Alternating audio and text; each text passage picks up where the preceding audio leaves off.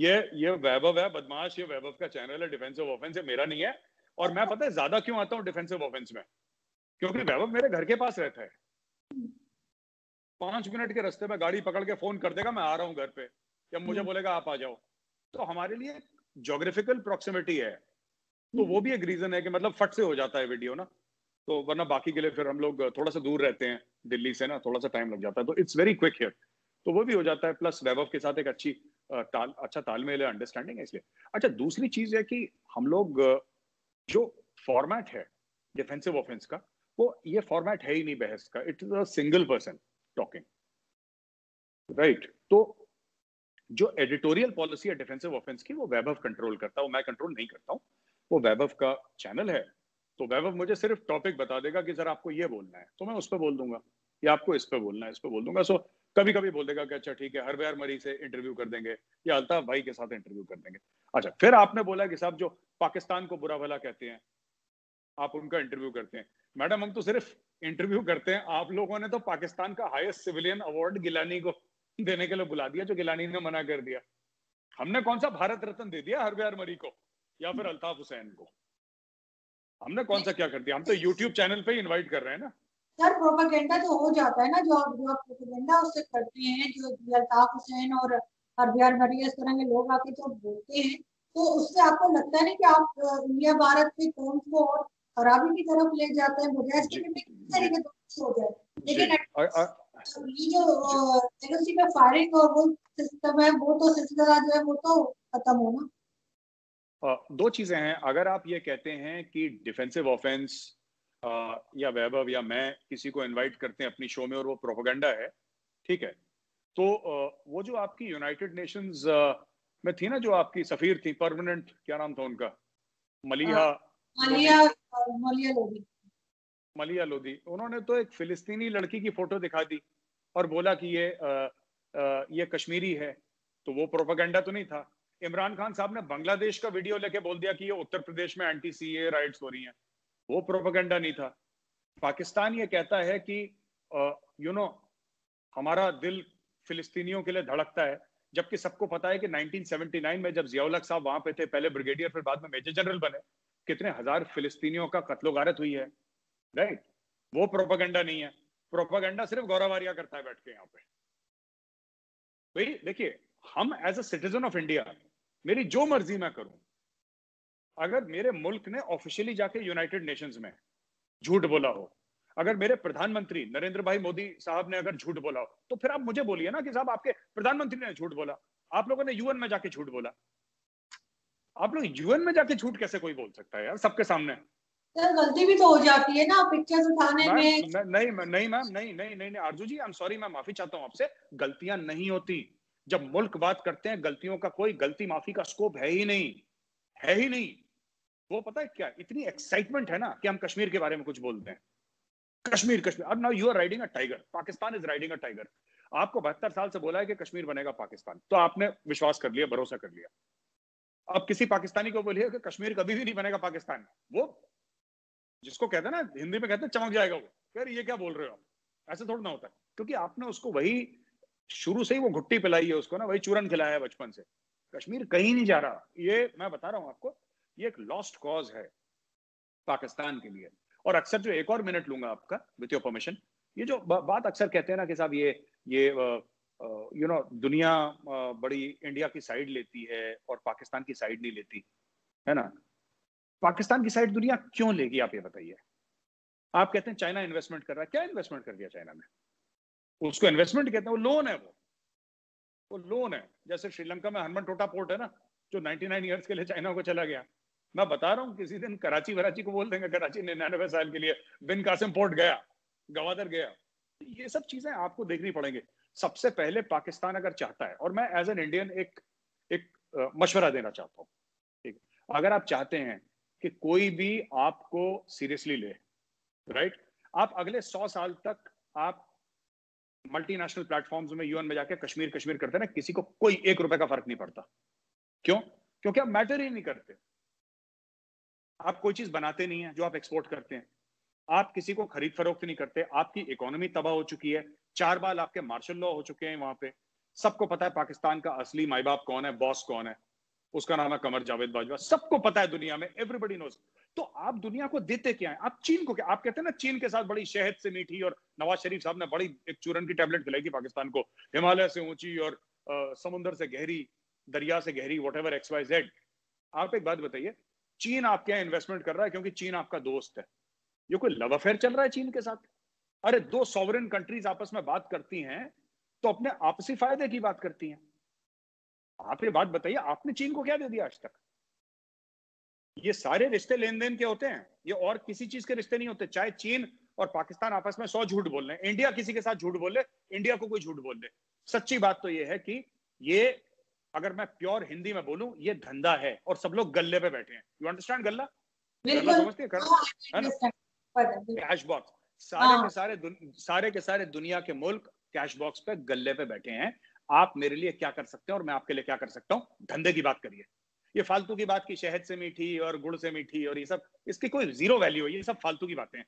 और ये पाकिस्तान को बेवकूफ बनाने के लिए चाइना करता रहता है। आप एक बात बताइए, एक्सेप्ट फॉर लैंड, आपकी जमीन जिसके थ्रू आप उनको राहदारी दे रहे हैं, जिसको हम लोग हिंदी में चुंगी नाका भी बोलते हैं, जैसे कि जो होता है ना जहां पे पैसे देके आगे बढ़ जाते हैं, उसके अलावा पाकिस्तान ने क्या फायदा दे दिया? आप बताइए, चीन को एक फायदा बताइए। ये स्ट्रैटेजिक, जियो स्ट्रैटेजिक, लंबी चौड़ी बातें नहीं।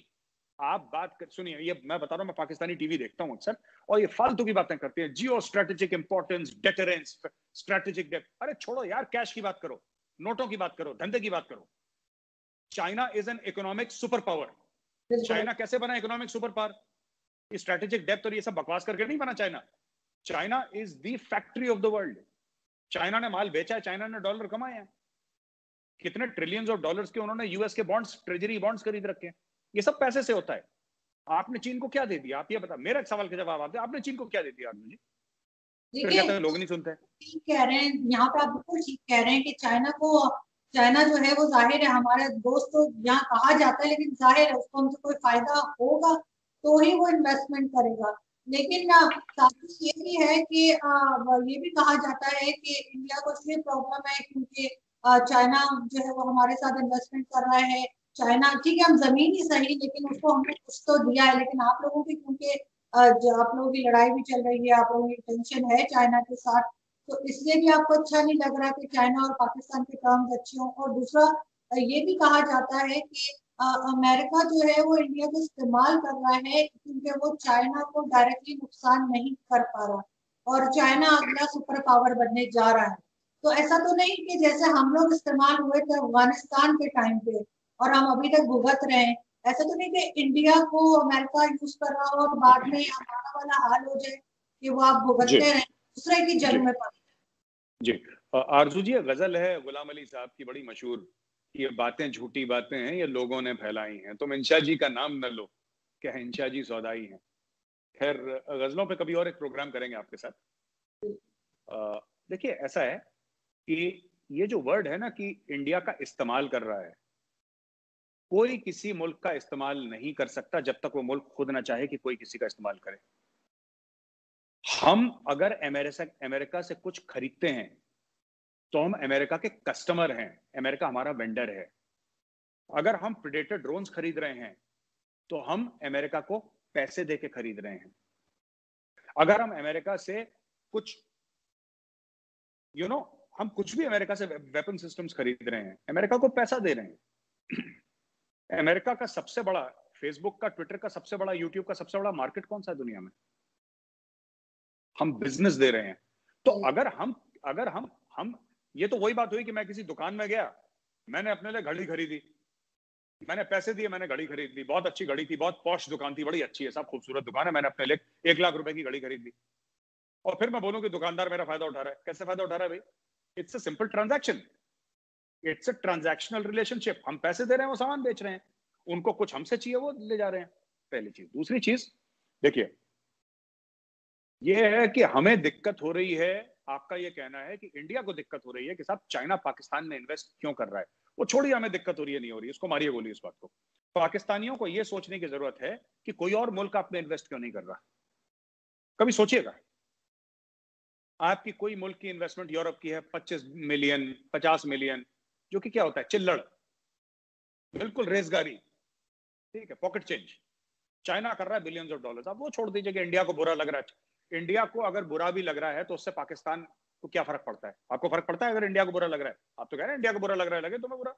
पाकिस्तान चीन की दोस्ती है, अगर इंडिया को बुरी लग रही है वो छोड़िए, हमारी गोली। हमें बुरा लग रहा है, हम झेल लेंगे खुद जो हमें दिल में बुरा लग रहा है। आप ये बताइए कोई और मुल्क आपकी तरफ मुड़ के क्यों नहीं देख रहा, सिर्फ चाइना क्यों कर रहा है? सोचिए, जितना आप गहरा खोदेंगे इस मामले को आपको पता लगेगा कि क्या चल रहा है पाकिस्तान में इस वक्त। और इसका एक हिंट दे देता हूं पाकिस्तानी भाई बहन जो वीडियो देख रहे हैं आपका, कि ये जो आपके रिटायर्ड जर्नल हैं, ये जो आपके ब्यूरोक्रेट्स हैं, ये जो बड़े बड़े बिजनेसमैन हैं, बड़े बड़े खानदान है, 400-500 खानदान जो पाकिस्तान चलाते हैं, इसमें से 60-70% के पास या तो उनके बच्चे बाहर हैं या उनकी डुअल सिटीजनशिप है, दूसरा पासपोर्ट उनके पास है।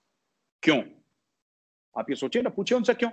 एक पाकिस्तानी जनरल 50-60 साल 58-60 साल की उम्र में रिटायर होता है।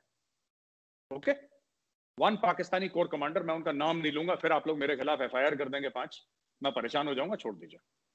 कोर कमांडर साहब रिटायर होते हैं 2016-2017 में, ठीक है साहब, हो गए रिटायर कोर कमांडर साहब। 58 साल की उम्र या 60 साल की ऐसी कुछ होगी, 58 साल की उम्र। 1 साल के बाद उनको US की सिटीजनशिप मिल जाती है। मैं पाकिस्तानी कोर कमांडर की बात कर रहा हूं। आप एक बात बताइए, एक 60 साल के बुजुर्ग को US क्यों सिटीजनशिप देगा? क्या वो डॉक्टर है? क्या वो साइंटिस्ट है? क्या वो बहुत बड़ा प्रोफेसर है? क्या वो बहुत बड़ा बिजनेसमैन है जो अरबों डॉलर वहां पे लागत लगा रहा है, इन्वेस्ट कर रहा है अमेरिका में? अमेरिका क्यों देगा? जरा सोचिए। अब मैं आपको बताता हूं, मैं ये बिल्कुल नहीं मानता। मेरी पाकिस्तानी आर्मी से 100 इख्तलाफात हो सकती हैं और हैं भी, और पाकिस्तानी फौज, में पाकिस्तानी आवाम की बात नहीं कर रहा, पाकिस्तानी फौज मेरी दुश्मन है भी, लेकिन मैंने पाकिस्तानी फौज बॉर्डर पे देखी है, ठीक है, लाइन ऑफ कंट्रोल पे पाकिस्तानी आर्मी के साथ मैंने फेस ऑफ करा है। और मैं ज्यादा कुछ नहीं कहूंगा, मैं सिर्फ एक बात कहूंगा, ऐसा हो नहीं सकता कि अमेरिकन एबटाबाद आए और पाकिस्तानी आर्मी को पता, इतनी गई गुजरी फौज नहीं है आपकी कि PMA काकुल के बगल में ब्लास्ट हो रहा है और पाकिस्तानी आर्मी को पता नहीं लगा। हमने भी पाकिस्तानी फौज देखी है, और मैं फिर कह रहा हूं, है हमारी दुश्मन, हमें फूटी आंख नहीं सुहाती पाकिस्तान आर्मी, ठीक है, लेकिन पाकिस्तानी फौज ऐसी नहीं है कि आप पाकिस्तान के अंदर चले गए, आप अंदर आए अफगानिस्तान से, चाहे आपके पास स्टेल्थ हेलीकॉप्टर हो, XYZ जो भी हो, हार्डली मैटर्स, आप 2-2, 3-3 चॉपर लेकर आए, आपने 45 मिनट का ऑपरेशन एबटाबाद में करा, जिसमें ब्लास्ट हुए, जिसमें गनफायर हुआ, जिसमें सब कुछ हुआ, और वहां पे आर्मी की QRT नहीं आई। हमें पाकिस्तानी आर्मी के प्रोफेशनलिज्म के बारे में अच्छी तरीके से इल्म है। मैं आपको एक और बात बताता हूं, जब अमेरिकन हेलीकॉप्टर्स आए तो पाकिस्तानियों को पता था, जब वो लैंड करे पाकिस्तानियों को पता था, जब उन्होंने ऑपरेशन करा और ओसामा को लेकर गए पाकिस्तान को पता था। लेकिन मेजर